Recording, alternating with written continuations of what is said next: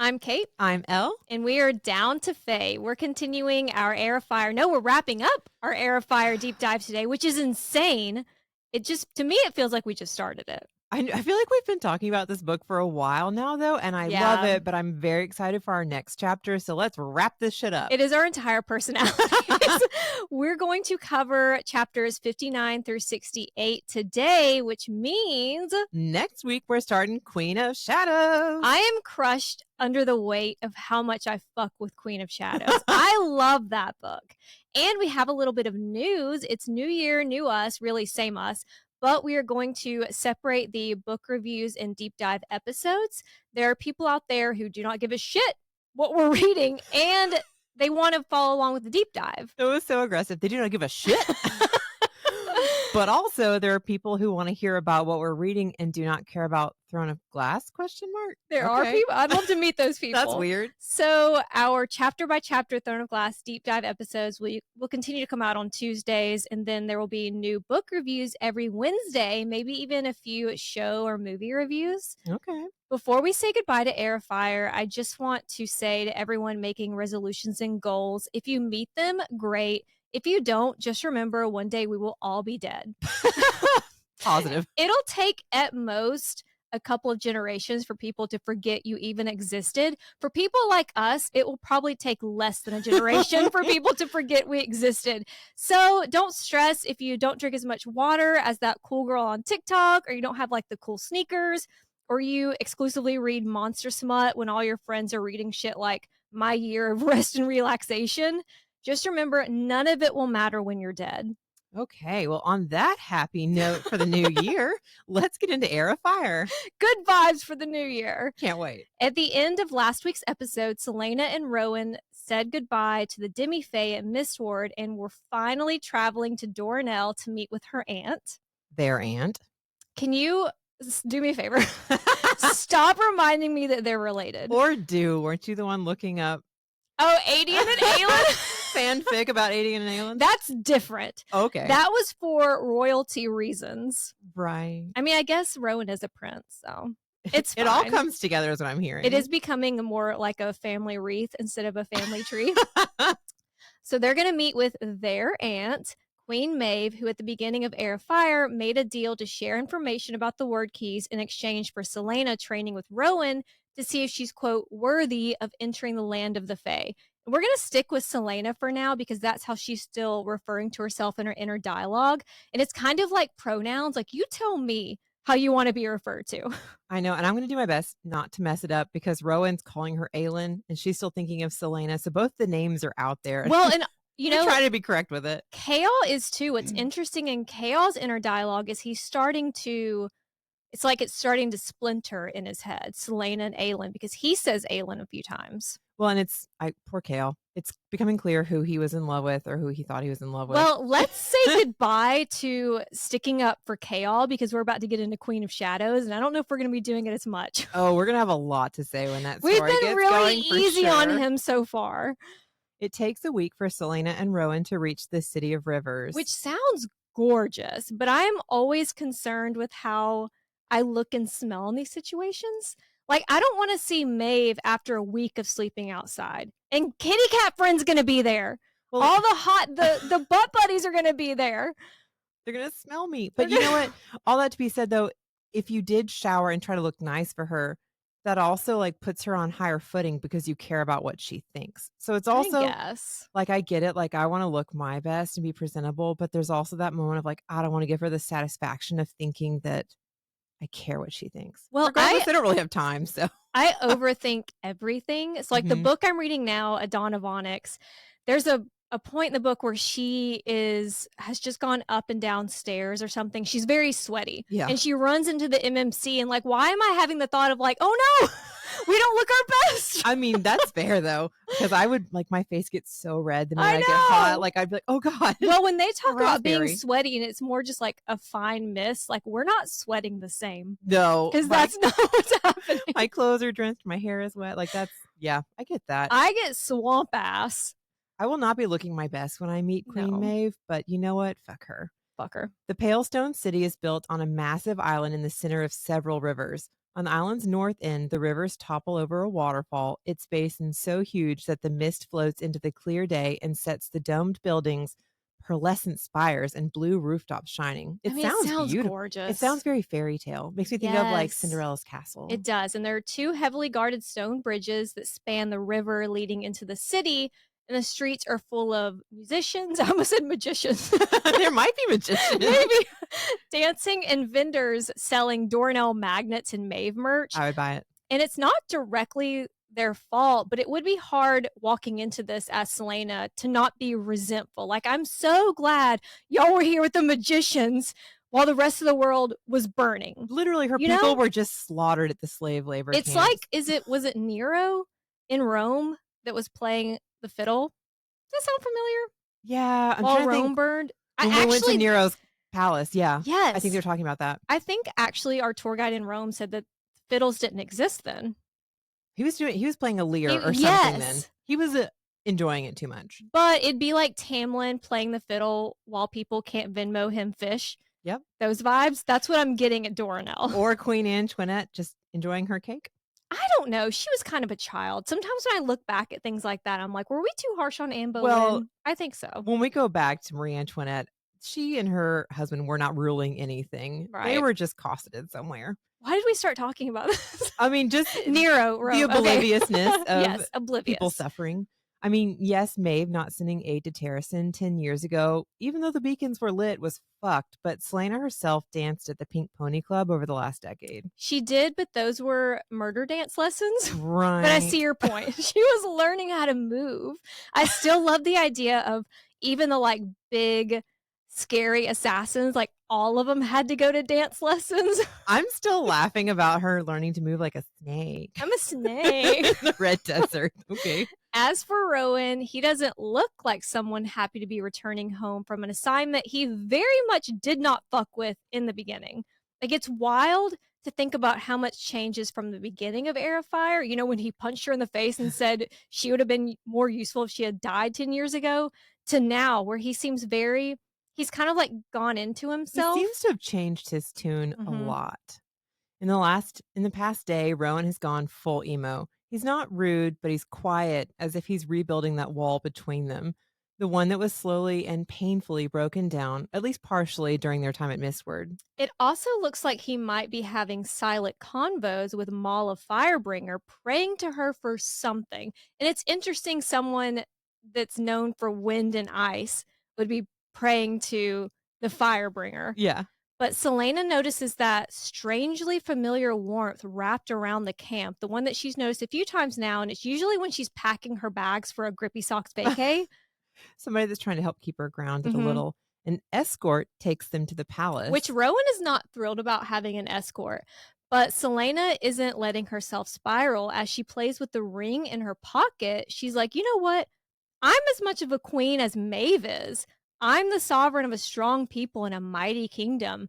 I'm the heir of ash and fire. I am that bitch. I bow to no one, which is huge because she's never really claimed her throne or who she is. She's saying like, my kingdom, my people. After everything that happened at Mistward, she has also changed her tune in a way. It's like she grew up a lot. Well, she had to overcome and process so much with the Valg princes that I think she's like more accepting. Like, I am this person. This is what I'm going to do. It's no longer like, I don't want to, like, I'm going to do this. Well, and it happened slowly, but also really quickly because this has been going on since book 1. It's been going on for 10 years, but it was, I will never take the throne. I will never take the crown. And now she's very much done a 180. Yeah. It's almost like she had that final moment of healing and like forgiving herself as she like relived what happened in the past.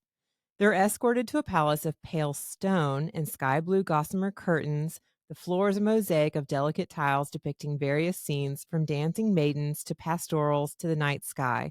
Throughout the open-air building, the rivers run in tiny streams. There's jasmine weaving around massive columns, and the lights of colored glass hang from arched ceilings. It's very Rivendell coded. Oh my God, it probably smells amazing there, too. I know, it sounds gorgeous.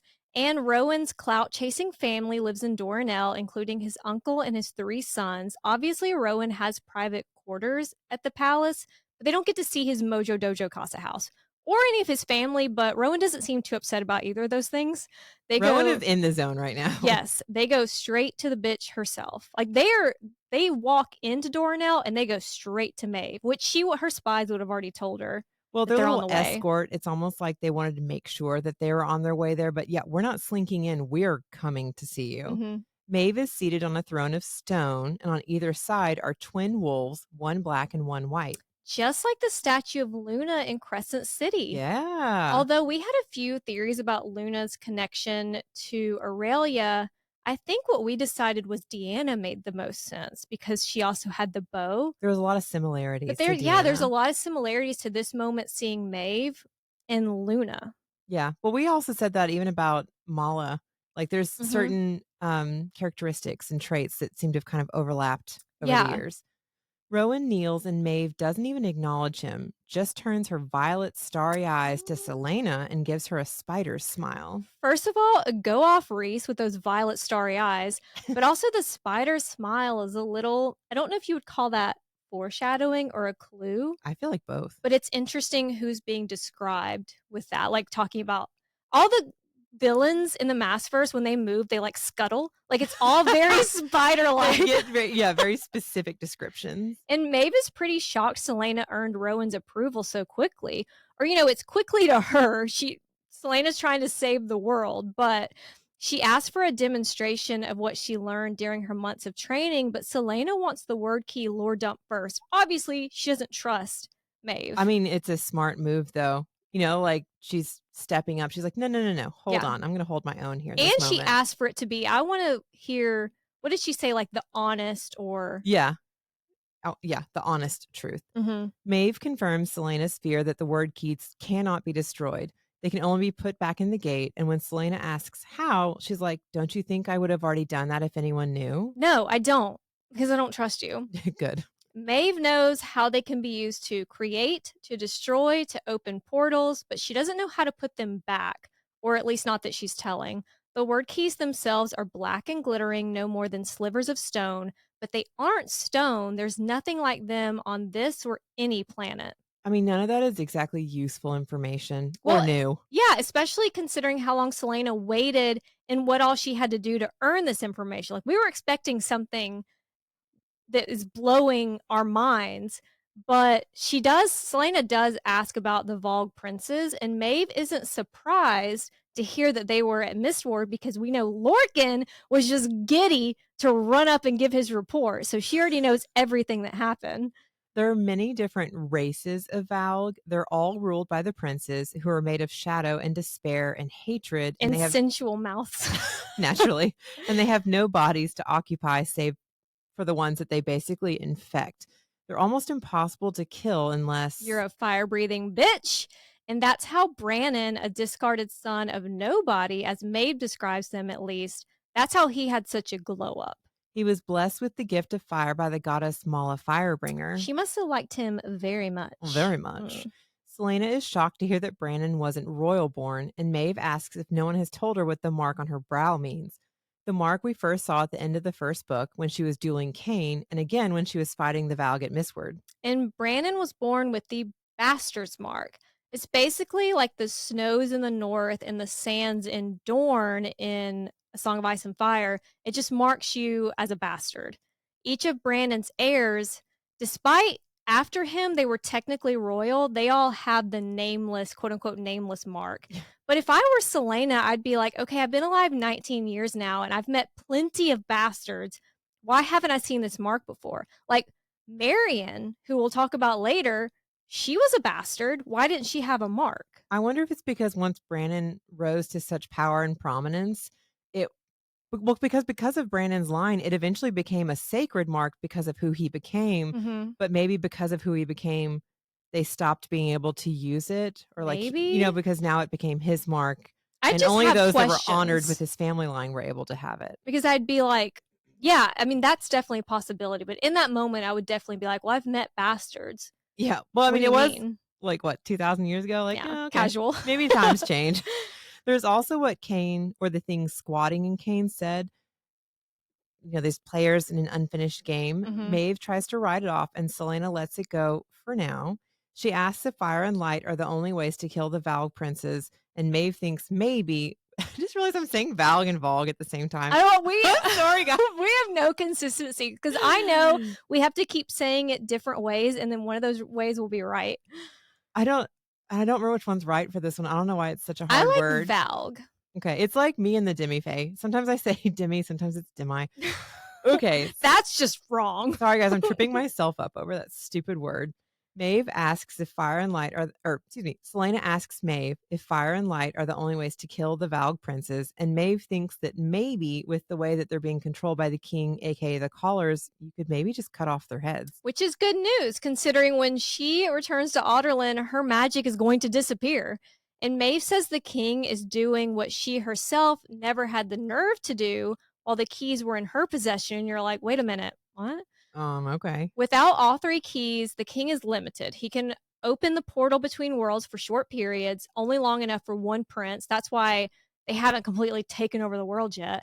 But with all three keys, he could open the portal at will, summon Valg, summon Valg armies to infect not just magically gifted hosts, but there are lesser spirits in this world that they come from that could inhabit anyone, even the dead. Ugh. An army of the dead that could take over worlds, plural. Literally zombies. That sounds terrifying. Well, and this character would have loved the mask from the Dread Trove. Oh my god, It's kind of similar. She would be unhinged. Mm-hmm. As Selena starts to spiral, that warmth wraps around her again, and it seems like Maeve might sense the presence too. That's interesting. She's kind of looking around like, wait a minute. The big question here is why did Brandon hide the word keys rather than put them back? And you know what? I have the same question, even knowing what we know and finding out you know what I'm saying? Uh-huh. I'm kind of like, why don't you just fucking do it?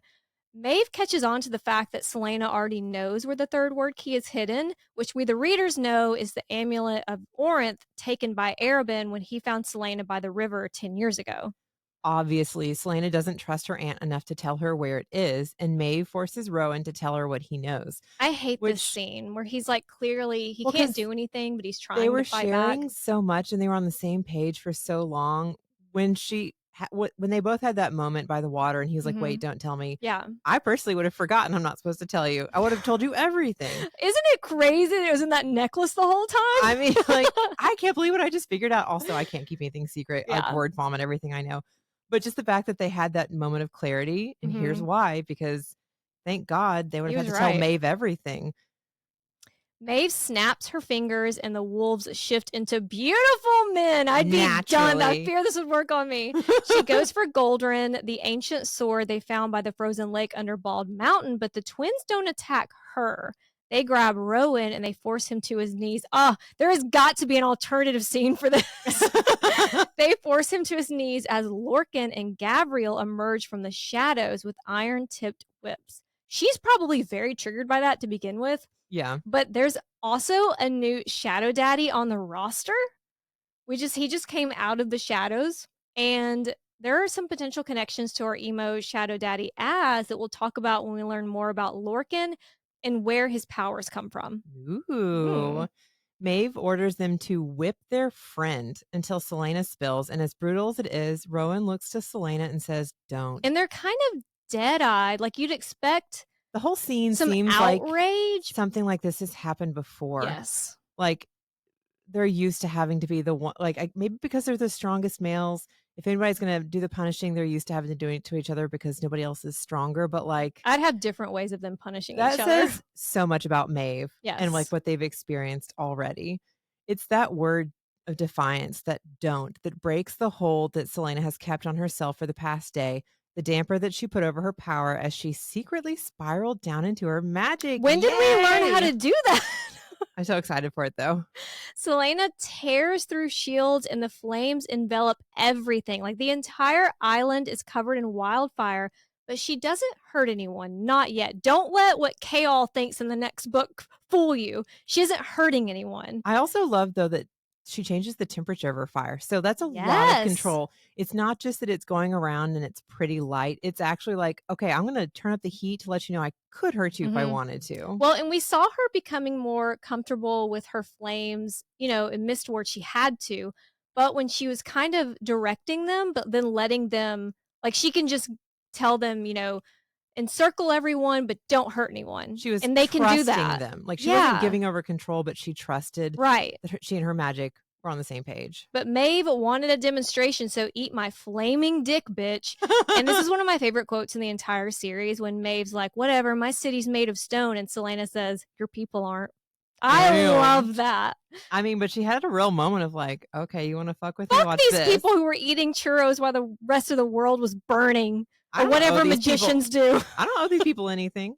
Maeve never wanted Selena to master her magic. She just wanted to know how powerful Selena was, how much of Brandon's fire magic that she inherited. Yeah, because she positioned it like, I want you to be the best queen you can be or whatever, but it was never about making Selena be the best version of herself. And going back, I still think that's really interesting. Like, why didn't you just kill her when you had the chance if you're that I worried? have so many. I mean, I know that it's the same way that when villains give their monologues and it gives people time to get away or whatever, it's kind of like that. I'm like, if I'm Maeve, now me personally, I'm just killing everyone on sight. Well, we also know how manipulative Maeve is. Like, all of them are manipulative. So, like, was she also hoping that Rowan would break Selena further and then Maeve could be the one to stretch out a hand and, like, earn her loyalty? Yeah. And then she has this power beside her, not behind her back. It's kind of like Arabin. Yeah. I mean, he like, wanted to do after Endovir, like, let them break her and then I'll be the savior. Yeah. Maeve had that spider smile. We can't trust her. It's all in that She's smile. scuttled. Bitch be scuttling. Maeve never gave Brandon the keys. She didn't journey with Brandon. Brandon. God, now you're triggered. It's falling all out. She didn't journey with Brandon and Athril to retrieve the keys from the Vogue. She wanted them for herself. Once Brandon and Athril realized that, they fought her and Maeve killed Athril. In her grief and shame, which honestly, those emotions, until this point, you wouldn't even think that her character was capable of grief and shame. But she is. And I think that that's why I put her at the top of my mass verse villains.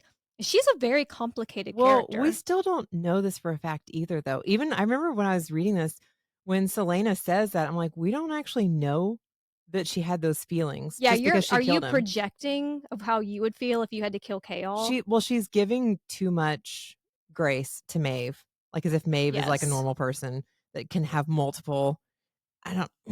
Nope, I don't like Maeve. I don't know. We don't know for a fact, but I don't even know if she had those feelings. While Selena assumes that she was grieving, Brandon took the keys, sacked Mala's temple to burn any trace of himself. That's, speaking of shit I don't understand. And then Brandon ghosted. Why did he? I don't understand the Mala's temple part. Because he took the stags with the fire and he took the Yeah, but why? But the amulet of Orinth came from Mala's temple. He took it. And I guess he doesn't want anybody to be able to figure out what's missing. So if he took something that was there, you have to ruin everything so you can't figure out what might not be there. You're so smart. That's what I'm guessing. Yeah, that makes perfect sense. Like, in order just to cover his tracks in some way. Well, she said to cover his tracks, but now what you're saying makes sense. It didn't. I couldn't put it together. Well, but I'm taking a guess based on the fact they said that stone came from there and also the sun stags. Yeah. Before he left, Brandon hid his friend's sword in the cave. Why? I'm going to start saying I don't understand, but why? Well, there's more information that we haven't been given yet, but you're like, what is it about this that he wanted to be hid away where people are not going to go looking with that monster there? Everyone is just kind of trusting everyone else to be smart. And this is why I can't be an FMC because I'm not figuring any of this shit out. But also, it's almost like hiding things in plain sight because, it's hidden there. But when they go into that cave, they talk about how many weapons are discarded. And it was like in between two rocks or something, too. Yeah, but I mean, like, there's so much shit everywhere from all the people that were killed there that it's not going to stand out if other people's weapons are there, too. I have questions, though. How did Rowan know? Yeah, I feel like he went right to it. That's a good follow-up question. Yeah. Who do we ask? Did you sniff that out? How'd you know that was there? Anyway, Brennan hid the sword in the cave. Athril is the guy who carved out the eye of that lake creature. The one that they couldn't remember the name of, that unnamed. That the creature was really bitter about. Yeah. Cursed him. They could talk? Yeah, because he could. So many questions. He carved out his eye, but I think he's also the one that cursed the creature to stay there. Mm-hmm. After Brandon left, Maeve didn't follow him because not only did he have fire magic, but he had 3 keys. He had all 3. Okay, so did he curse the creature to stay there because it was kind of guarding the sword? Maybe. But then that kind of sucks for the creature. Well, I mean, he cut out its eye, so the creature They clearly had their own little duel there, so maybe he also didn't want it to follow him out, I don't know. I don't know. In her inner dialogue, Selena finishes the thought about the three keys. Why Brandon hid the word key in his household's heirloom, the amulet we've talked about of Orinth, it was to give his descendants. I'm going to start over. I'm having a stroke. Okay. In her inner dialogue, Selena finishes the thought, and why Brandon hid the word key in his household's heirloom, the amulet of Orinth, to give his descendants that power should Maeve ever come for them. Again, I'm going to say you should have just put him back in the door. Uh, I mean, there had to have been something else because it's giving them power and protection. But they're putting a lot on future generations. It's kind of like the way that we are trashing the world, the earth, and then we're just kind of like, this is y'all's problem. Well, and again, some of the questions we're bringing up, I think we'll get answers to later without giving too much foreshadowing. But right now, it does seem like it just doesn't make sense. It's been so long since I read this series that it's almost like I'm reading it because I wanted to wait a while because I don't want to spoil things. Well, I know why he didn't, so Okay. I will try not to give too many hints I can't remember. Either. We can discuss I have offline. such bad memory that every time I read is like the first time. Look, I have no control or patience. So the minute we started the first book, Throne of Glass, I ended up rereading the entire series. Like I was like, okay. And now I'm trying to like pace myself so I'm keeping up with us as we read for the podcast. But I've already recently reread everything. Well, and now that you have your fancy Throne of Glass, I know those special beautiful editions. God, I've been trying to, if you follow us on Instagram, just ignore me when I like once a week try to win those books. Because I always, it's like you have to comment people and then you also have to share it to your story. This account never watches my story. And I'm like, y'all don't even know that I'm entered. You don't even care. What is the company? Acrolipix. Yeah, they have the most gorgeous Throne of Glass editions. And one day I will be in the tax bracket to afford them or I will win them. Okay. I'm manifesting. Maybe 2025. We'll see. Selena speculates that Brandon didn't put the keys back in the gate because they were his failsafe in case Maeve ever tried to take over the world, which is also true because if you didn't defeat her, you might get rid of this one thing, but we can't. She's a spider. We can't trust her not to like kind of expand her region. Yeah. But again, this is just Selena speculating. But Maeve didn't try. Instead, she built herself a little stone oasis surrounded by water. Exactly what if you're scared of people with fire. I love but your people aren't. Like, I love that line. But when Selena says, behold my power, ick. Gross. I hate it. Thanks, behold. I hate it. Behold my power. Be impressed by me. Like, and you're talking to this queen who's thousands of years old. I mean, like, I know that she's intimidated, but I'd still be like, okay. That's the thing is like, it's so cringy the way Selena prances in there and she's like, she's afraid of me. Is she? You know, like, you don't know that things aren't playing out exactly how she wants because you're so new. Yeah. Selena, you're still learning all of this. Selena shows Maeve the vision that Narok sent her, not the Valg that had inhabited him, but the man that he'd once been.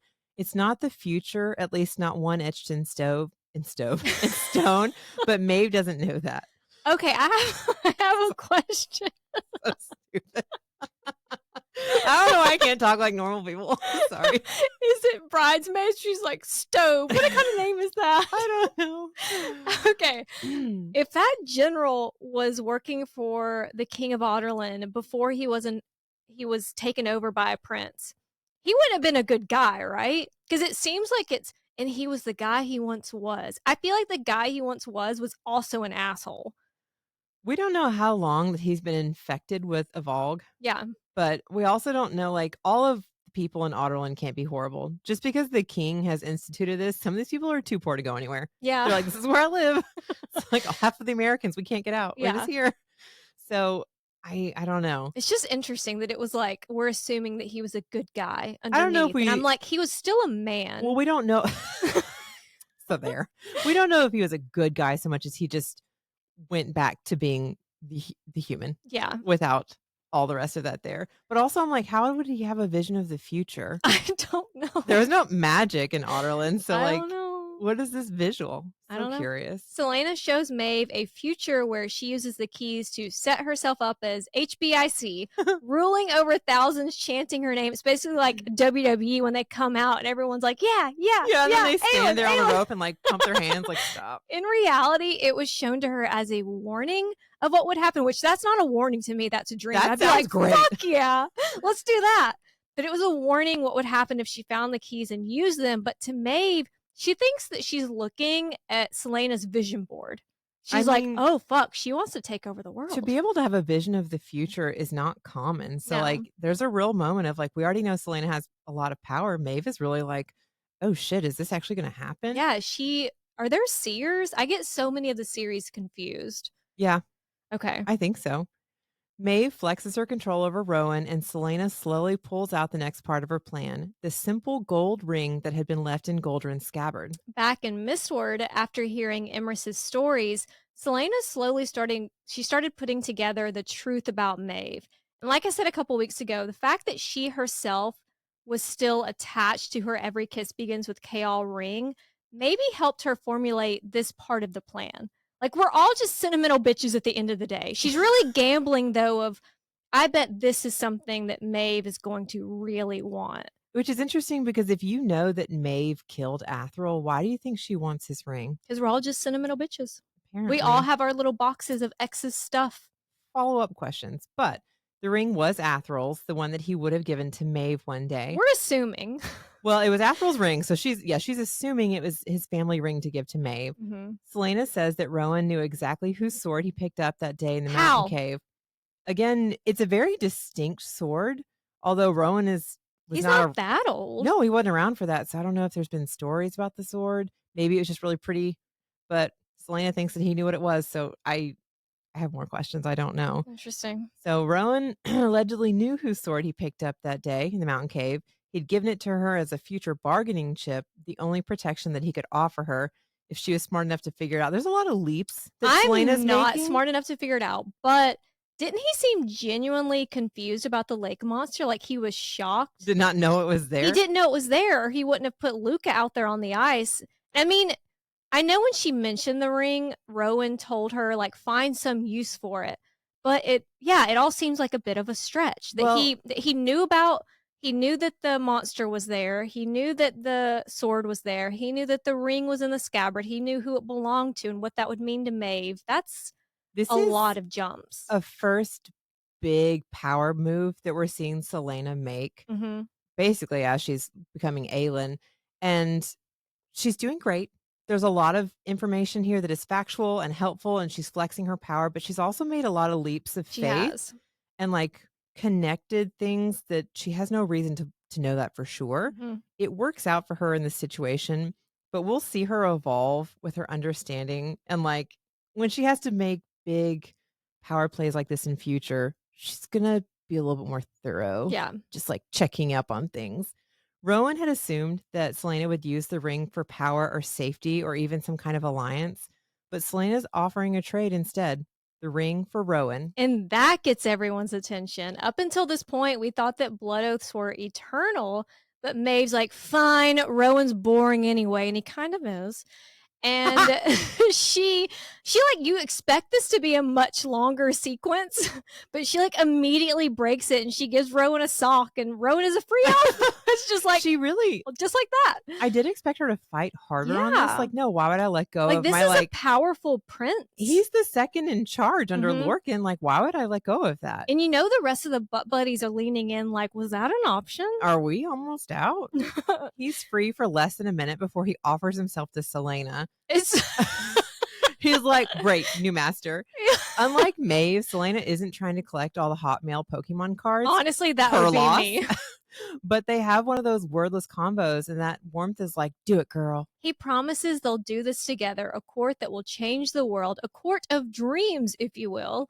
Then she does a little ad-libbing because she doesn't actually know the oath. Yeah, no. And he accepts and says, until my last breath in the world beyond, to whatever end. And the fact that this is happening right in front of Maeve is just chef's kiss. I just imagine that her she has sitting to there watch. stewing, like, with that bitter face, like, okay, great. I'd also be looking at all the butt buddies and be like, I guess y'all should have stopped for me. I guess you should have been a little bit fucking nicer. I would have enjoy your oaths. Guess I can't help you guys out.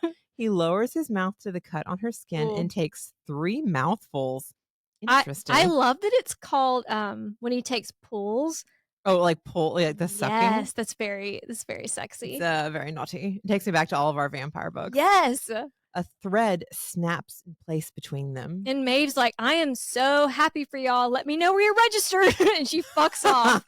And Rowan and Selena hurry out of Dornell. No goodbyes from the rest of the butt buddies. I'm assuming they're all just standing there with their mouths open. No, I think they're all gone. Like, she yanks everybody out of that room. Yeah, she like looks down and looks up and they're all gone. Everybody's like, we're over it. But then they just haul ass until they hit an inn. And if you're thinking that, oh wow, we're finally getting to an inn, you're gonna be a little. I really thought it was time to celebrate. But yeah, I would be a little smug to the butt buddies. Like, I guess y'all should have not run right by me when I was facing the Vogue alone. Yeah, now you're stuck in this bum ass inner circle. What was it you said earlier that was so funny? I don't know. It could be something. It was like something to mild. Oh, the crowd goes mild. That was it. Kate's so funny. They're like, here we go, and the crowd goes mild. The crowd goes mild. Because then, face down, ass up, topless Selena's laying on her stomach. But it's a sad scene. And then it goes sad. Rowan tattoos 3 lines of text over her 3 largest scars. It is very sweet. It is. It does hit me in my feels. I teared up. I know it's a big deal, but I really would have also liked a little, just topless. You're like, come topless. On. And it reminds me of Angelina Jolie's tattoos. She has those 3 down her back. The scrolled text. That's what I've always pictured. Yeah, he's tattooing over her scars from Endovier. Mm-hmm. And it's one line is for her parents and her uncle, one is for Marion, one's for her court and her people, and then on some of the smaller scars, he's doing stories for Nehemia and Sam. Like, it is very sentimental and sweet, and I definitely loved reading it. It is. I know that she was very close to Nehemia. But it is it is wild to me that we have these people who were family, like fundamental parts of her and Nehemia. Am I wrong? Am I just... You're not over Nehemia's manipulation and betrayal. Well, even then, I'm like, were they actually that close? How long did they actually know each other? We didn't get enough of their day-to-day breakfast because they had breakfast together like every day. Yeah. And they practiced reading because Nehemia lied about her capabilities. But you're putting her up there with your parents and the woman who sacrificed herself and Sam? I mean, she might get credit for pushing you along on this journey. She could have like a little tiny scar on my thigh or something. Like she can have where I burned myself with a flat iron. She can have that scar. I don't know. Yeah. I just don't know enough about their relationship overall. But with the tattoos, it makes me think of, I think it was Crown of Midnight, how she was saying she doesn't have room in her heart for any more loss. And it's like she's letting go of that grief, but she's doing it in a way that she still remembers and honors them through the tattoos. Because letting go and moving on doesn't mean you love those people any less.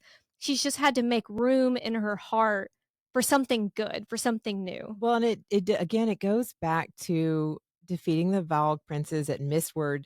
She had to get to that point where she could forgive herself for the events that happened that were not actually in her control. Mm-hmm. And in doing so, she hasn't properly grieved or thought of her family because she's been running from it. So this is cathartic in a lot of ways. But her singing topless... It's not going to sound pretty, but because it's pointed out every time she sings, it's like, and she doesn't have a beautiful voice. Well, and I don't know. It's a funeral dirge, so I don't know what that would how sound great like. That's going to sound anyway. And there's no background music to cover where my someone voice just hits play on a boombox, cracks like. Ugh. But Rowan is supportive. I know, and same way with Nehemia. You might be wondering why Marion ranks so far up in her psyche. Like, that was the one thing that she couldn't talk about until now. She talked about or thought about her parents' deaths. She talked about Sam. she had never told anyone about that sacrifice, but I have to assume it wasn't just because of the sacrifice, but Aelin had to see that sacrifice. Yeah. She didn't see her parents' death, and obviously the guilt she feels because of the sacrifice, but also it's for Elide. Yeah. She feels like she wasted the sacrifice by not doing more, by not being more, and she was also more of a lady. She was more than a lady of wait than she was more than a lady in waiting. She was more like an aunt. And because I got a message saying, the big reveal of what she couldn't say was a bit of a letdown because you expect it to be something huge, this thing that she could never talk or think about. And I don't disagree, but I have been thinking about it. And that's what I came up with, that it was like she had to see, like, her parents were already dead when she got into the bed, but she had to see this woman be standing between her and the person trying to get to her and be beheaded because of it. I think also this was the main sacrifice that was only for her Hmm. because other people died for the whole kingdom. They died for the king, they died for the future and what was going to happen.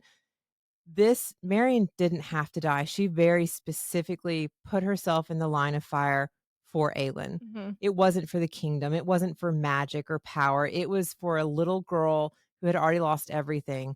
So it was so much more. It was more personal. Yeah, gosh, I want to tear up because I feel so sad about it. It's very personal. It would have happened regardless of who Aelin was to the rest of Mhm. the kingdom. It was Right. very much protective of her, I think. And then because everything that she did as Selena, it wasn't living up to what Marion sacrificed specifically for her that I think made her so hard on herself because her parents did die, but it wasn't just because they were protecting Aelin. They didn't even know they were protecting her because they were killed in their sleep. Mhm. It was more like her father was going to be the next in line for the throne. Yeah. Aelin is the one that has the big power, but he would have been the next to rule. So it's a sacrifice and it's horrible, but they didn't even knowingly make it. Mhm. Like No, you're they were right. asleep. Marion stepped in front of that blade.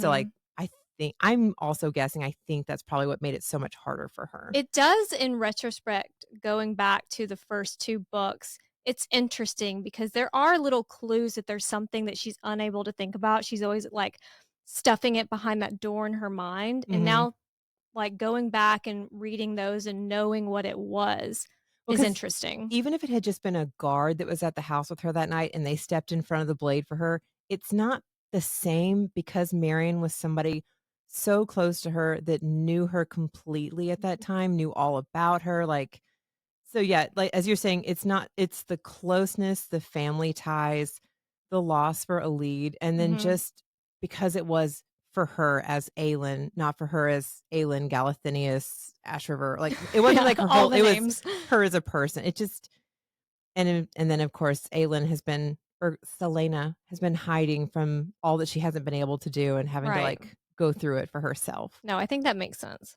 We're back with the witches in chapter 61. And I do feel like we've taken a long break from the witches because we were attacked in Mistward and then we were in Doranel. So let's do like a recap. Well, we also had, like, big battle, and Uh then they huh. had to hear about it in Otterlin, and the witches have been busy, they had to train, so, like, you can only read so many training montages. It does. There, you go from another Manon chapter until the next book, and you're like, yes, a Manon chapter. Like there's that shift. Yeah, well, because like, things are progressing, things are happening, we're no longer like, "And then we tried to do the crossing." It's like, "Okay, Yes. game on." Just to recap, Manon shoplifted some spider silk from for Abraxas wings, and they finally made the crossing a couple weeks ago. And we're picking up at the War Games, the winner of which will be named the Wing Leader, of course, giving Fourth Wing vibes. Or I guess Fourth Wing gives Throne of Glass vibes. But all these books use the same tropes and terms. And I guess that's really more of a military thing, Mhm. War Games and Wing Leader. And I think Rebecca Yaros's husband is military. Ah, that also may be why she pulled that in. It Right. makes sense. Representatives from Otterlin are present to watch the war games. Because let's not forget, as much as we love them, we should technically not be cheering for Manon and Abraxos because they are currently on the king's payroll. Yeah, they're coming We for don't our actually friends. want them to win. The three Iron Teeth clans, the Black beaks, the blue bloods, and the yellow legs. I keep wanting to fall all over them. I know. Black Black Beaks beaks, doesn't roll off the tongue. blue bloods, and yellow legs. They each have a nest on a mountaintop, and atop that nest is a glass egg. The king loves the theme. He also loves the glass. It's basically capture the flag, Mhm. but don't destroy the egg. It's also kind of Harry Potter, but like when they Yes, do it the Quidditch, is. Mhm. not the Quidditch World Cup, the Triwizard Tournament. Excuse me. Anyway, each clan will try to capture the eggs of their two enemies while leaving behind a gaggle of bitches to protect their own egg. If an egg shatters, it's instant disqualification. The witches are under strict orders not to maim or kill, but these are Iron Teeth witches. Like, come on, these aren't the Krakens we're dealing with. And by the way, speaking of Krakens, we have no word yet on what happened to that Kraken witch that Iskra allegedly caught. I don't even know what the circumstances were of her No, catching all her, we know is but that she's in the dungeons. yeah, all we know is Manon's grandmother was like, "Oh, why didn't you know about this?" Manon's like, "Huh?" Do we actually find out why she caught? Was that Kraken a plant? Like, did she? I don't know if I don't know if we find out how she was caught, but we find out more about it Okay. later. Each witch can carry two weapons. So Manon has Wind Cleaver and a dagger. Back to the Fourth Wing vibes. There is literally a witch in the 13 named Imogen. I think that's the first time that we've met her in this series, but it's, Imogen and Fourth Wing. And I looked it up and it's a name, it's Irish Gaelic that Ooh. means maiden or girl. And then I think a Shakespeare, one of the plays, has a character named Imogen. And I looked up the plot of that play, the Shakespeare, to see if there were like any parallels. I stopped caring at some point, and I don't actually know, but it was just, at first you're like, okay, I get some fourth wing Throne of Glass vibes with the war games, with the wing leader, with there's some of the similarities between Abraxos and then some of the dragons, but then Imogen is like a big one. Some of these are very traditional names though, like Imogen, and I think they pronounce it as Ghislaine in the book. Oh, right, yeah. I don't know if it's Ghislaine or Ghislaine, but I think Who's it's a the one that was helping French what's name. his name on the Ghislaine island? Maxwell. Yes. I might be saying Ghislaine or Ghislaine, but again, they're more traditional names that we see because these girls are not young. These No. girls, these witches, These little girls, they're these only girlies, 200. they've been around a minute. I think at this point that we've met all of the 13. Just like in passing, at least. So we're going to go back through them again to get our minds right. There's Manon. There's her second Astrid, her third Sorrel. There's the redheaded slut Vesta. Love her. There's Imogen, the green-eyed demon twins, which are Phelan and Fallon. There's, I think they pronounce it Ghislaine, Kaya, Thea, the two shadows, Etta and Briar, and then there's Lynn. She's just Lynn. Lynn. Stay in your lane, Lynn. And we will learn more about the individual witches in future books. But the fact that anyone sees this roster and thinks they have a shot at winning war games, I would just be like, we're done. I mean, I'm good. Give them the egg. Even when they start discussing the formation they go into, I'm like, did you guys even plan compared to No. these girls? I keep calling them girls, these witches. These guys are ready. Yeah. The Blackbeaks go after the blue blood egg first because Manon knew that the yellow legs would go for the Blackbeak egg first. And the blue bloods thought 2 against 1 were better odds. Which, big mistake. Huge. The 13 have the blue bloods egg within 10 minutes. But I'm dead at Abraxos having game. Like, he's flying around and he's flirting. And one of the other wyverns is like Hey, girl. screeching. You're like, while we're at it, that's so funny. The 13 have been practicing a lot, and it shows. They pull a maneuver that has the yellow legs on the defense, and then the blue bloods hit an RKO out of nowhere, led by Petra and her Mount Keeley. It's I feel like I'm giving a play-by-play of a game. You're like, and then this happened. Yeah. And then they grabbed this. Because it's going so fast. Mm-hmm. Iskra intercepts, and she and Petra's mounts lock talons and go crashing through the air. Which is the perfect opening for Manon to grab the yellow legs egg. And she would win.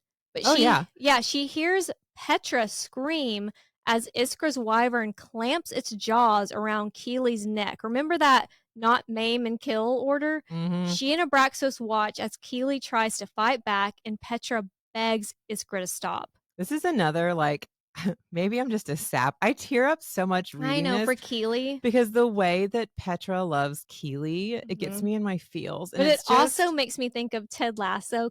Kayla, what did he call her? The way that the guy says Keeley is really funny. Kayla. Kayla. I can't even do it with the right accent. But it's just like, Oh, you know, it's so heartbreaking. Poor Mhm. Keely. I She's just doing know. her job. And Petra, even like Manon and Abraxos are close, but I think Petra was closer to Keely Yeah, still. Learned a way to communicate back and forth with Yeah. Keely. Iskra's mount does let go of Keely, and Manon hears the Blue Bloods matron scream. Another of like, it's a shattering, like, I actually care for my child scream Right. as her daughter starts plummeting to the rocks below. The other Blue Bloods are too far away to make it in time, but Manon and Abraxas aren't. Manon isn't sure if she actually gives the command or she just thinks it, but there is something about that mother's scream, one she's never heard before, because her grandmother would just be annoyed if Manon was falling to her death. Well, Manon's grandmother killed Manon's mother. Yeah.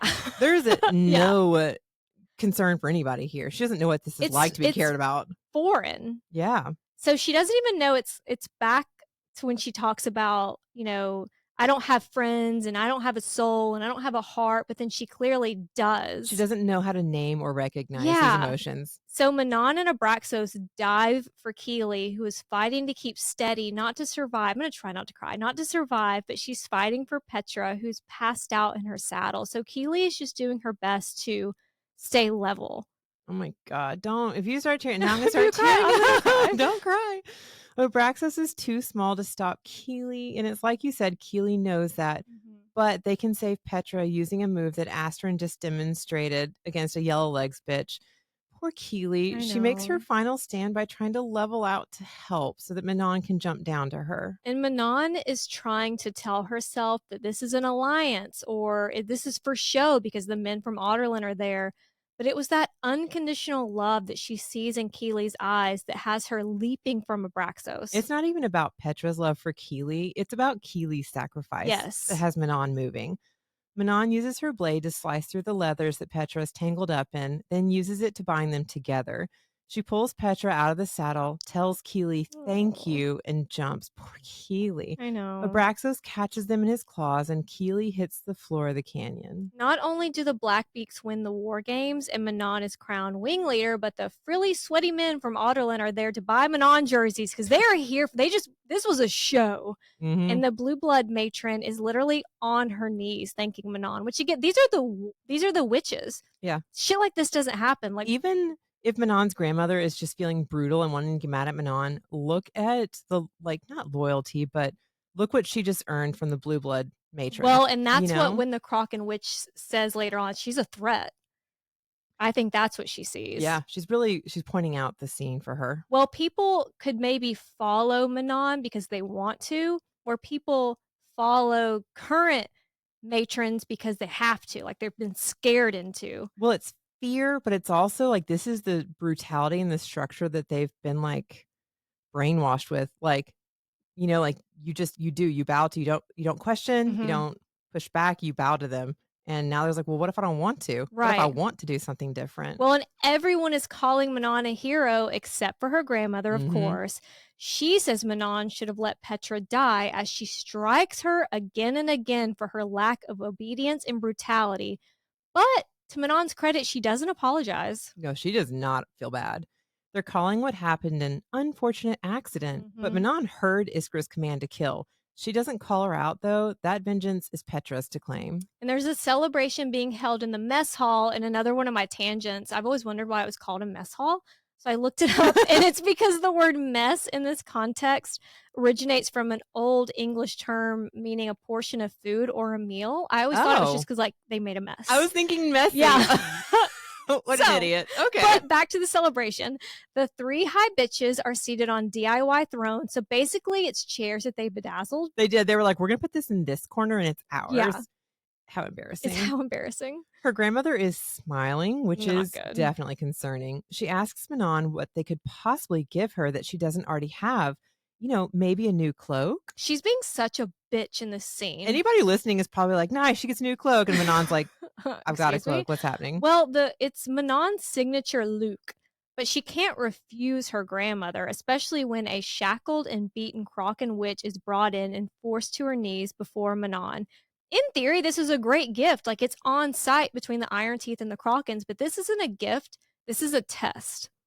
It's just a weird display. It If they're is. used to always hunting and killing Krakens, what's so special about this one? Mhm. Because her grandmother's like, "Okay, go ahead and kill her." But, like, what's different here? Right. Manon's inner dialogue plays the "We hate the Krakens because of the curse, and we should kill them all" track on a loop, but it's not actually her voice that's in her head, it's her grandmother's. The Kraken witch recognizes Manon's names, but her name, but they call her the White Demon. Oh. And it's not just on site for the Iron Teeth. The Krakens have their own list they're checking twice, and Manon is at the tippy top of that list.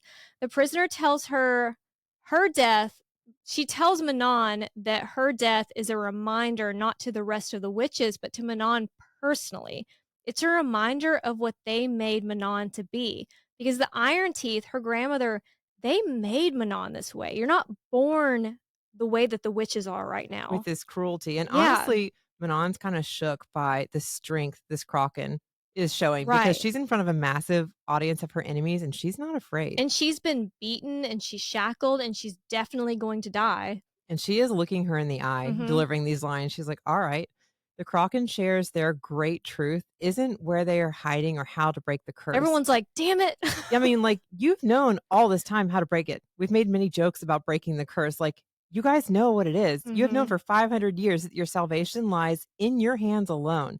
Their greatest secret is that the Krakens pity them. Iron Teeth witches aren't born evil. It's not nature, it's nurture. And that's the reason for this whole demonstration. Manon threatens her grandmother with her mercy and empathy. Speaking of the high bitch, she cuts the Kraken witch off right when she's talking about what a threat Manon is. Very sus. The Kraken tells Manon to do it, and it's really a mercy. Like it's a quick death that Manon can give her versus what witches like Iskra would do, which I can only imagine. Well, it almost seems like, usually in a scene like this, somebody might be taunting the killer to get it over with, but this poor Yeah. Kraken is barely standing. She's coughing Mhm. up blood. She's had it. She's like, "All right, let's just do this, Yeah. okay? It's what you're bred to do. Just do it." Later, of course, Manon joins Abraxos on a cliff's edge, and she can't get what the Kraken witch said out of her head, that she was made this way. Just look at our baby boy. He's supposed to be a monster, but he's just smelling flowers and waving his Baby. tail around like a cat. And at some point, there is a warm breeze. And is it Mala? I don't know, because there's It's pretty times similar. when she's referenced, like, feeling the winds of fate or something Yeah. different pulling at her or, like, emphasizing a point. So it definitely could be Mala being like, Like, it never seems to be the same. Selena talks about it wrapping around her or whatever. mhm, It doesn't seem to be like that, but it does feel like in really important moments, she feels a breeze or like like a warm something breeze. yeah, something in the environment around her changes. Manon hadn't felt regret in life, not until now. She regrets not knowing the name of the Kraken witch whose cloak she now wears. This is insane, but it's like the Grinch when his heart grew 3 sizes that day, Yeah. but also similar to Kale. If you think about it, they were both force-fed propaganda their whole lives. Kale to hate anyone not from Otterland and Manon to hate everyone, but they're learning and growing.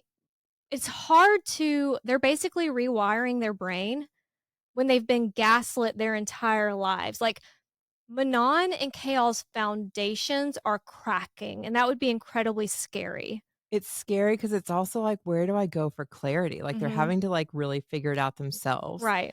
Speaking of, back in Rifthold, Aideen and Kale are on the roof of Selena's secret apartment. Aideen is celebrating the fiery return of Aelin, and Kale is having an internal battle about whether or not he should share what he and Dorian figured out about the spell the king used to banish magic. Which was basically that knocking down one of the 3 towers would disrupt the spell. And like you were just saying, and we were kind of talking about this offline too, Kale's character is still developing.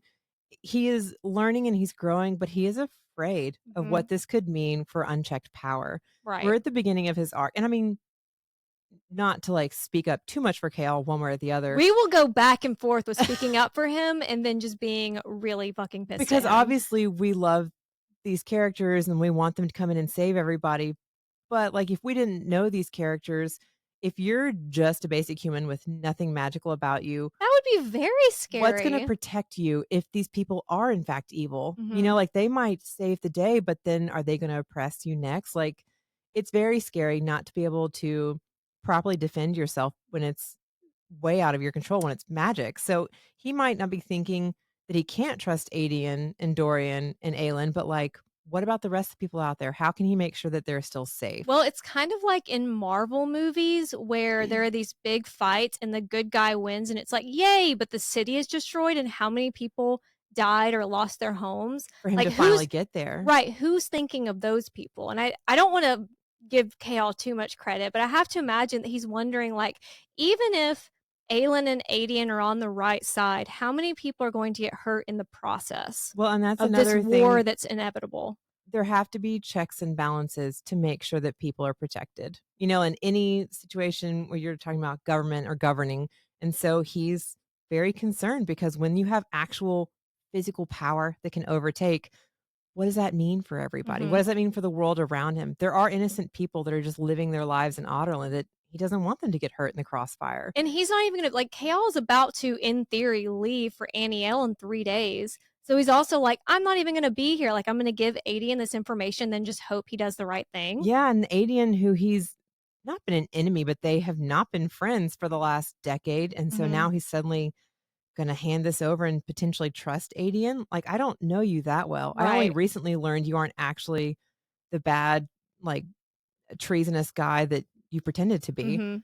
He's scared what Adian's gonna do with this knowledge, especially considering that Kale's gonna leave in 3 days. Once it gets out that the King's Champion and Aelin are the same person, Kale is gonna have to lay low, and he's already planning to get Dorian and Sorsha out of the castle, like, he already has those plans in place, At least and he'll be an Annie because, like, at least you won't be in Rifthold because it's right. really in trouble then. Well, he's planning to get Dorian and Sorsha out of the castle, and maybe it's because 'cause we've read too many of these stories. Just knowing that you have a plan that you haven't enacted Just yet, do it I now. have so much Everybody just do anxiety. everything right now. Don't wait. 'Cause it's That's just once it's gonna be too late once anything happens. Like, once Aelin comes home, everything's gonna change. yeah. Even though her home, I think was it Throne of Glass at the end of the first book, or was it Crown of Midnight? She says that Chaol is her home. Yeah, well, that's when she's not copping to all of her Yeah, responsibilities, but it's which actually not like Kale's not really her home anymore. It's Terrasen. She has so much. Her world has gone from her world is pretty much just Kale and the castle, and now it's Terrasen, it's Adian, the court regathering in her name.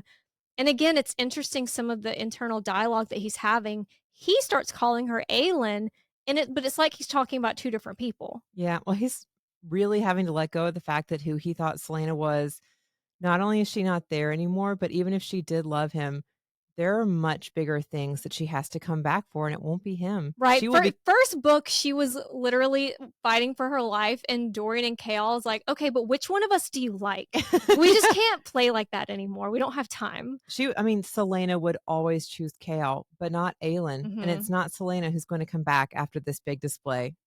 Adian asks if there's anything that Kale wants to leave for Aelin, like, the Eye of Elena, but he can't bring himself to say or do anything final because he's not ready to let go of her completely. I mean, I appreciate they haven't had a chance to talk face to face after everything's happened. So, like, there's still that moment of like, maybe I'm wrong. Maybe I misunderstood something. They need a last goodbye, I guess, basically. Hmm. It's like he just isn't ready to tell Aideen about the clock tower either. Even though our whole plot in this entire book, Kale was trying to release magic to somehow help Dorian.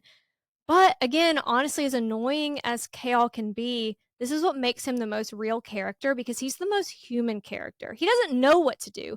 He doesn't know which side he's on. It's like the new Kale who helps rebels and the old Kale who hates rebels. They're playing this tug of war inside him, and he really doesn't know what the right thing to do is. Yeah.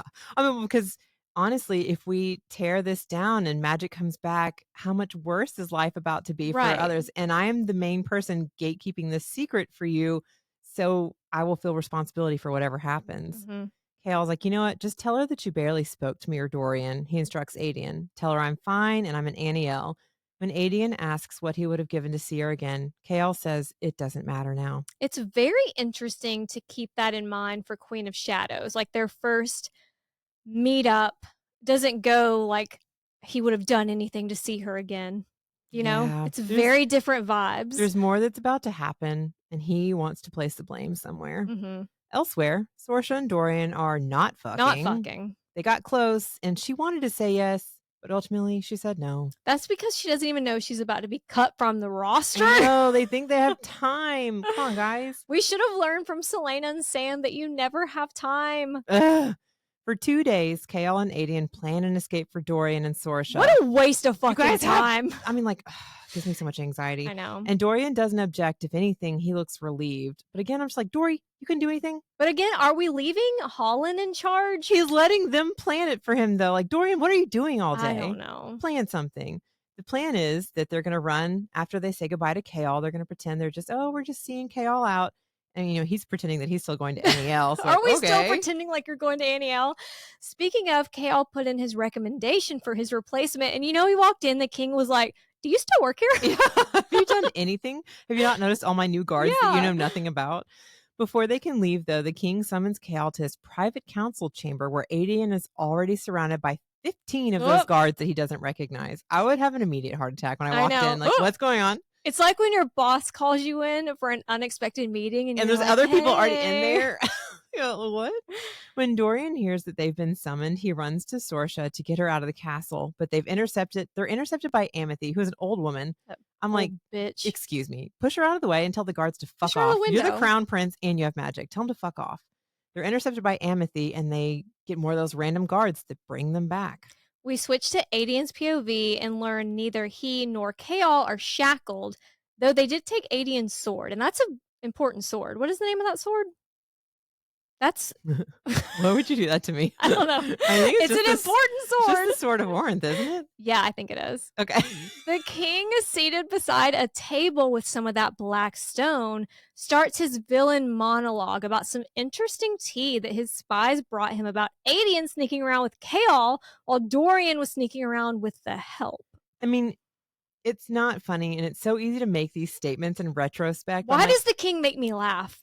Because Dorian's like, what are you little kids? Like, not Dorian. The king can see everything. Yeah. He's like, do you guys think you're getting away with it? It's like an adult with a bunch of toddlers, and you're like, okay, I can see you over there.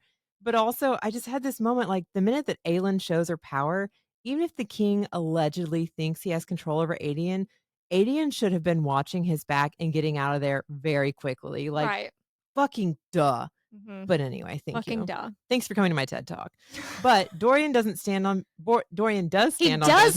He stands like on little business. He has like a little briefcase. Everybody's having to play it cool because like we're gonna have to wait till you give us a little more to go on. I don't know what's going on. They could have played it a little cooler, but we'll talk about that.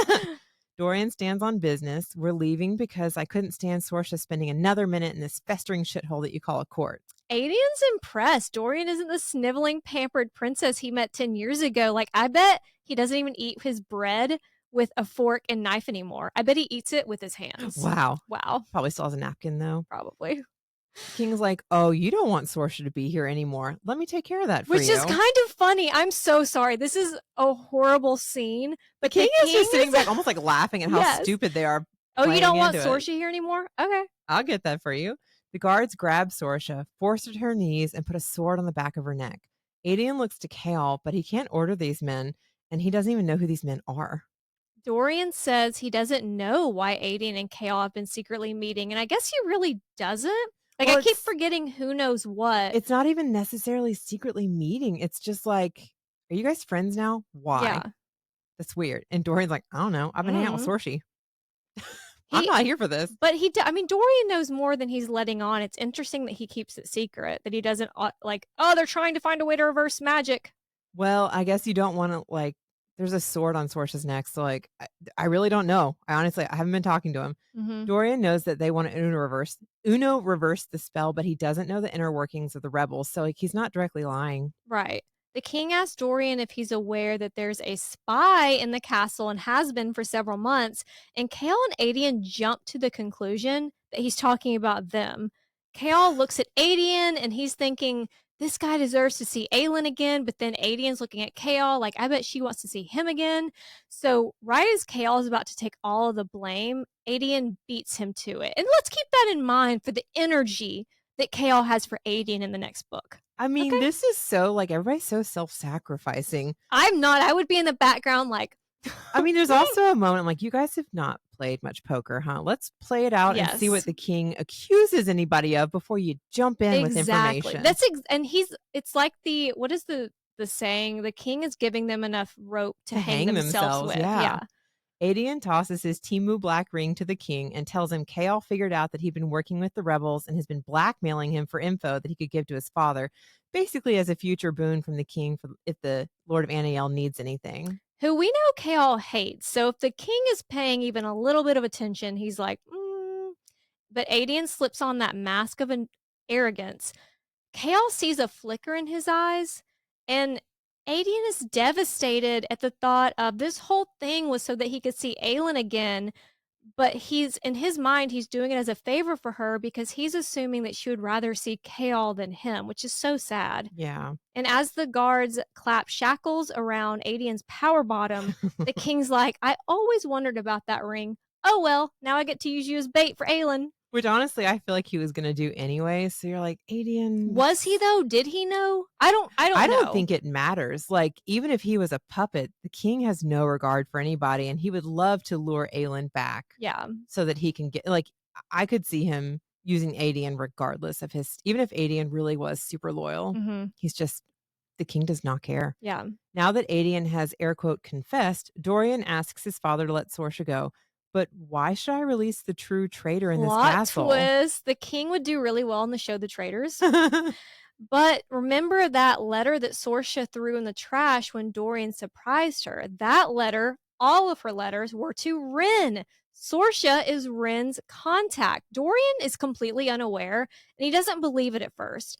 But she confesses not only to helping the rebels, she confesses to loving Dorian. I never was supposed to love you. Ugh, and I mean, she assumes that Dorian, because Dorian gets down on his knees to beg for her, Mm. and she's assuming that it's because he wants her banished. I'm like, girl, he's trying to keep you alive. Yes, All of it is very sad, and it happens very quickly. very quickly. Dorian tells his father, "No, name your price, whatever you want," and the king simply says, "No." And the word "no" is go time because the guard Mhm. severs Sorsha's head. Adian fights against the guards, pulling him away, and Kale is frozen as Dorian scrambles through Sorsha's blood to her body as if he can piece her back together, which is very, very sad. And It's this scene, another tearjerker. I was yes. like, "Oh my god," because like, how do you even begin to process that? Poor hmm Dorian, But it's so also, awful. can I say something bitchy Yes. for a second? It's kind of the way I feel about Nehemia. I'm like, were y'all that close, or is it like a trauma bond? Well, Were you and Sorsha actually like, in this moment, it would be traumatizing to see anyone be beheaded, but later on when he talks about her, I'm like, and "Were I don't y'all?" wanna take Sorsha down because I think she was important for Dorian, but I don't think that she was everything. Like, he needed somebody to support him, Mhm, and that's what she did for him. right. And I probably sound terrible. There are people out there that I it's not anything against Sorsha, and it's not anything against Nehemia. There are just points where they talk about those being such important people in their lives, and I'm like, "I didn't get that impression." well, I think Sorsha was important for Dorian, again, because she was she saw his magic, she didn't run from it, and she was the first person that was, like, accepting him for it, like, fully. But also because she died so horribly, he's like, Mhm. "The fuck?" Yeah. I also think It was shocking, and what happened right after, there's all so much well, trauma. because he doesn't have a time to process it, so then he's, like, Mhm. trapped in this loop of it happening. Yeah. But I also think, like, when we had conversations about do we think Sam was meant if, like, Sam hadn't died, he and Selena would have ended up together. Right. It's the same thing. If Sorsha hadn't died, I don't think she and Dorian would have ended up together because although Dorian loved her and she was great, she didn't challenge him either. They were just It's happy. They were good. He was supported, but it wasn't it I don't see it you being can enough for him. romanticize things that are cut short. Yeah. With Nehemia, with that friendship, and with Sorsha, and with Sam, because you didn't get to the bad parts yet. Yeah. It's Well, kind of like how, you know, you love something until you hate it, like, I don't know. I think that they've romanticized those relationships a little bit. and you can have a wonderful loving relationship, but it isn't forever. And I think that they probably would have been together for a while and then but not ended up together. I wouldn't call it honeymoon phase because, they were having to hide everything, but it Yeah. was very like, "What would you do if I asked for the moon on a string?" Yeah, they're You still know? in their, like, Like puppy. the puppy love, the giddy phase, Mhm. and again, nothing I don't wanna take away from what this means for Saoirse or how awful this is or how much it means for Dorian. It's just they do make it such a pivotal point, and I feel like Yes. it's so pivotal for him partly because he's locked in the scene over and And over he again. finally unleashes his magic in front of his father. It's so many things happen in Quick succession. very quick It's like all at succession that they're once. all tied together. Because as soon as this happens, Chaol draws his And sword, you're like, and the "What?" king I LOL'd when the king was like, "Okay." Okay. But Chaol is now the one standing on Which business. hell yeah, core. Finally, Kale. I mean, it's a little late. Sorsha doesn't have a head, but he has found a side. I mean, Chaol can't do a lot here, and he's doomed, but he's finally like, "I don't care." He tells the king he isn't going to Aniel, and he won't serve him a moment longer. And I just picture him being like, "I'm not gonna serve you Well, any also, longer." there's only one true king in this room, and the king's like, And this one "Okay." true king doesn't have a body like a busted can of biscuits. He needs to roast the king. He needs to throw in some insults. It would be hilarious, but Dorian stiffens. Yeah, he does. Okay, but Chaol doesn't stop there. There's a queen in the north who's already beaten you once, and she'll do it again, because what she represents and what Dorian represents is what you fear the most: hope. Where is this energy in Queen of Shadows? I'm sorry. He's like, there's a queen in the north, and later on, he's We're gonna scared have of to get her. a little bit more upset first. Yeah. But the king's like, okie dokie, kill him too. And guards hidden by the shadows appear. One shoots his crossbow at Kaal, then the room plunges into ice. The arrow freezes midair, and we get a bro version of touch him and die. Oh, the king isn't surprised to see that Dorian has magic, but he doesn't seem to expect just how much magic that Dorian has. Dorian tells Chaol to run, and when he comes back, burn this place to the ground. Dorian and the king's magic collide, and the entire castle shakes. This wasn't just a trap for Sorsha or Adian, although I do wonder if the king actually knew about Adian and Kaal or they just jumped in too early. I feel like he could tell that something was off because I don't. 80 and Chaol were never friends. Yeah. So why now are we having a moment? But honestly, the explanation that Adian gave him he'd probably been like, yeah, okay, Yeah. whatever. But I think he just wanted a chance to like lure Aelin back. And Kaal debates making a stand with his BFF, but one, he would die almost immediately, and two, he has to find Aelin and tell her what happened. And also how to bring magic down. Yes. Because right now it's him and Dorian that know. So if Mhm. anything happens here, that information No, is you're right. lost. Also, keep that in mind for Queen of Shadows. Well, and it's keep in mind that Kaal would have died like the same way we're saying, where is Kaal's energy? Same thing for Selena, because Kaal couldn't have done anything in this room with two magic wielders. Yeah. What did you want him to do? There were so many guards in there that also have weapons, and I have one sword. There's only so many people like And same it's thing with dorky with an eagle on top. I don't even have the cool one yet. it was the same thing with Selena. If she had been there, she can't use her magic either. She'd have been Yeah. standing there like, shit. You just stand there with your dick in your hand, like, what do you want me to do? Exactly. And just as we saw in the flashbacks to the king visiting Terrasen when Dorian was bragging about his best friend to Aelin, Kaal and Dorian are brothers. And Kaal finally tells Dorian that he loves him, and then he turns around and runs away. I know. And he gets, in Chaol's defense, as this scene played out, he's going to get a hard time for it later. Yes. But what could he do? Let's be reasonable. There's big magic happening. There's a lot of evil. There's a lot of soldiers. What could he possibly do to save Dorian right now? Right, How like- would they make it out of this castle? I personally could be an admin on the Kaal Reddit snark page with how much I criticize him, but I'm in total agreement. He couldn't have done anything in this moment other than die. Yeah. And this will come up again in the next book for sure. Even as the king is sending wave after wave of black power crashing into Dorian, he doesn't regret revealing himself to save Chaol. He just wishes that, I mean, that's a heavy load he's been carrying. Nobody likes secrets. That magical load. Also that. He just wishes that he'd had time to save Sorsha, because Sorsha didn't do anything wrong here. She's been No. trying to help people, and so he's She still lost her family. She's been planted. She's trying to get information to the rebels. I mean, Sorsha was a good person. Whether she was like giving information to the rebels, she was still helping all these hateful people around her. Right. So, like, Dorian has nothing but good thoughts for her, and he wishes, whether they would have been together forever or not, that he could have at least tried to help her. He assumes that his father is going to kill him now, but he has something else planned for Dorian.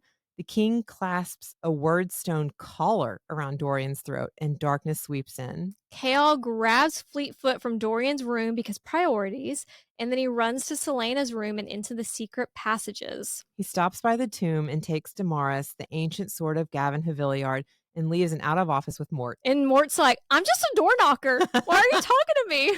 Kale also pockets some gold in Dorian and Selena's books on magic before he uses the sewer tunnel to escape the castle. He updates Ren on the situation when Ren's he gets, like, fuck. I know, like, it was just us then? When he gets to Selena's secret apartment turned rebel headquarters. The rebel and the ex-King's Guard hold hands and promise together. Hold hands. I just put that. Oh, I know. I love the idea of them having one tortures the other and now we have to be friends. I know. But they do promise together to free Adian and Dorian. It's the real enemies to lovers all along. I'd watch. Oh, fuck yeah. Back in the Omega, Manon's grandmother informs her that as wing leader, she's expected in Morath with half of the witches to serve Duke Parrington. The others will stay under Iskra's command. What? I'm sorry. I just won an entire tournament and was a total hero to be wing leader. Why does Iskra get to do that here? Like when when the matrons are here? I thought we were fighting for the king. Why am I going to Duke Parrington? Shouldn't I be going to Otterlin? I have questions. Manon's grandmother will also stay for some vague, quote, unfinished work, but she's going to join Manon in Morath in the summer. Under the cover of darkness, Manon leads her hosts south along the Fangs, as unseen and quiet as giant wyverns and slutty witches can be. I'd be like looking up the air like, wait a minute. what is happening? Morath isn't exactly a dream vacay spot, but Astrid is smiling. The witches are back where they belong, in the skies. But Manon doesn't let herself feel joy. She's so emo. She's like, but I can't feel joy. Because despite what the Kraken said, she's back to convincing herself that she was born without a heart or a soul. Yeah, I guess maybe it's the fact that they're off to do something. Like, it's on to the next step. We're no longer just stuck in training, but like, what does that mean? She's also back on her once we fight for the king, we can reclaim our kingdom bullshit. What just happened with that Kraken witch? Did we just point out you can't? It's wild, sorry. And Manon is not the only one who's gone full emo. A mysterious cloaked, I'm sorry, this makes me laugh. This little chapter made me laugh so hard. A mysterious cloaked man walks onto a dock in the slums of Rifthold. And you know he's stalking, like being very dramatic about it. I do love the drama of the unnamed characters, like that conversation between a queen and a princess back in Crown of Midnight. And you're like, ooh, who is she? We'll never guess. Armed with Damaris, Kale, the cloaked man with no name and no title other than Oathbreaker, traitor, liar. The drama. He yeets his old sword into the Avery and his old life with it. Kale really thought he did something here. Like it's like when you are really sad and you're looking out the window and it's raining and you're like in a music video. That's the vibes. But he did actually do something. He chose a side. So don't ask me what the fuck happens between that big stand we just saw him take and then the Kale we see in Queen of Shadows. Because there is a bit of a difference. We have some opinions to get into. Back in Winland, Selena is learning the submission part of the blood oath is open to interpretation for Rowan. Being bound to Selena is obviously extremely different than being bound to Maeve. This was a real choice, not taking advantage of Rowan at the lowest point in his life, disguised as a choice like Maeve did. He wanted to take the blood oath, and I love that he's also like, also, I'm in your court. I am your court. He's asserted so much like, I'm in charge of this here. Yeah. Let me look after you. Well, and he's fine. It's I don't want to say cute because this is Rowan. This is like an immortal Fae warrior. But he finally gets to have his own opinions and thoughts, and it's like he's becoming his own person again. Yeah, well, there's so much that he was forced to repress because of Maeve, because I'm sure she like bound him from like saying what he really thought of her and her choices. Rowan isn't thrilled with the idea of Selena returning to Otterlin. And it will be Selena returning, not Aelin. There's the teensy problem of Selena not killing the royal family in Wendlin, but she's already warned the king and queen of Eelway. Because remember that post office visit when her and Rowan were investigating the deaths of the Demi-Fae, she stopped in that post office and mailed a letter. That's who she was mailing.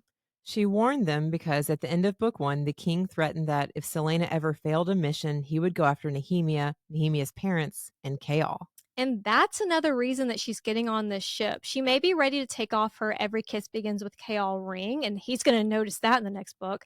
But that doesn't mean that she wants him to die. Like, I want all of my exes to die, but she doesn't want Chaol to die. The plan is for Selena to find Arabin, get the word key amulet, find Chaol, then go north. In that order. That's our priorities. Rowan points out they're stronger together than apart, but he isn't exactly inconspicuous in his Fae form. Because he's so sexy and the tattoo. And he's so big. And if we were to go to Otterlin as a hawk, he'd be stuck in that form. People would be like, why is that hawk following you around and squawking? You know, every time he's trying to make a point, he'd be screeching and like pooping on stuff like, hey, talk to me. The only way that this plan works is for Selena to slip in and out. Then she can gather the rest of her court and raise an army, calling in every death that's owed to Selena and Aelin. And then I am going to rattle the stars, another one of my favorite quotes from this series, and she'll send for Rowan when the time is right. Meanwhile, he's going to stay here and maybe even he'll help repair Mistward. You know, all the sentries will be like, when he shows back up. You know, I really had a moment though, and I was like, why? So what if he's bigger? Why does he need to stay? Because of the plot. I know. Because he's not doing anything to like further her court in Mistward, although I'm sure they could use his help. Selena asks what Rowan was praying to Mala for before they entered Doranel. He prayed for two things: that Selena survive her encounter with Maeve, and the second was a selfish wish, a fool's hope. And she reads the rest in his eyes, but it came true. They're so sweet. Oh. And I just love how we can feel how much closer they, like a lot of books, it's insta hate to insta lust to insta love, but I can actually feel how this relationship developed. It's not even fully developed yet, but I can feel where we are. You can really see where the bond began and where it's come from and why. And it's not like, again, with the lust confusing any feelings. Like, this is a true depth of like seeing each other and understanding. It's like a very good foundation for a relationship rather than just like, oh, he's hot.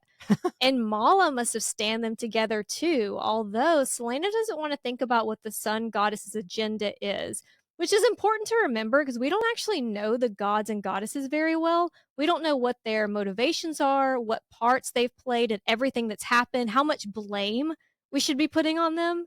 We don't know anything about them, really. As Selena sails towards Otterlin, a white-tailed hawk flies overhead, swooping low to brush its wing against her cheek before turning back. Bird flu!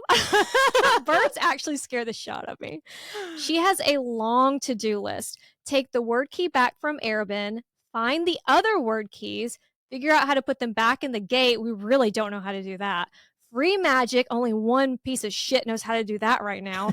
Destroy the king, save her people. But she is Aelin fucking Galathinius, and she will not be afraid. And that's the end of Heir of Fire. I know I say this about every book, but I love Queen of Shadows. Like, every book in this series is somehow better than the last. Well, most of the books in this series are somehow better than the last. You guys know what we're talking about. But it's because everything just keeps happening. Like, we're really speeding up this. Without giving spoilers, I'm so excited because I already have a couple of scenes in this next book that I can't wait to read that. I know. Next week, we'll do a quick refresh of where we are in the story before diving deep into Queen of Shadows chapters 1 through 8. And thank you guys so much for continuing this journey with us and for the ratings and reviews. If you have a second and you want to subscribe, I've never written a review to anything in my entire life, but if you can rate us on Apple Podcasts and Spotify, we really appreciate it. And we'll see you guys next week. Thanks. Bye, guys. Y'all.